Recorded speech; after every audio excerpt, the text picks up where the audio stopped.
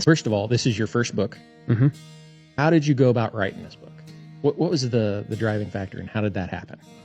When I was traveling, I wasn't really journaling too much at first. I mean, I was just a wild kid, just wanting to see things and live life. So I didn't really put a lot of thought into it. And really, when the idea of writing stuff down came about when I was in Mexico.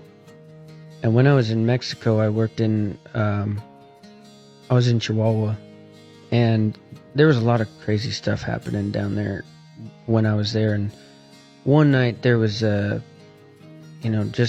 story's in the book, but just to kind of condense it, basically, I ended up in the middle of a turf war gunfight between two cartel groups. Wow. And they weren't coming after me, but I was also kind of somewhat in the middle of it. So I ended up back at the house, laying on the floor below the windows so I wouldn't catch a stray bullet coming through the windows.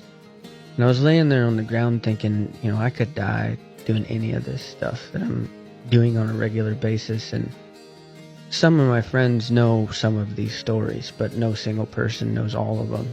If I did die, and I would like to not take these to the grave with me if possible. So the next day I started writing some stuff down just as little journal entries. And when I got back from Mexico, I went back to my grandpa's ranch, and I was night cabbing there. And up north, some people cab in January, February, March. So it's way cold at that time, and so you've got to go out and check those cows all night long. And so that was my job, was to pull the night shift.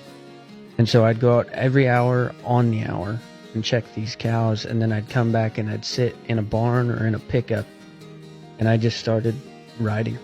And so I wrote this entire book in a calving barn over the course of, it took me 4 years, but I only worked on it during calving season because I was too busy the rest of the years.